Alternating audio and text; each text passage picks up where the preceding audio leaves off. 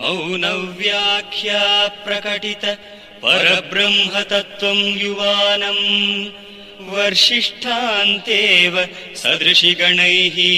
आवृतं ब्रह्मनिष्ठैः आचार्येन्द्रं करकलित चिन्मुद्रमानन्दमूर्तिम् स्वात्मा रामं मुदितवदनं श्रीदक्षिणामूर्तिमीडे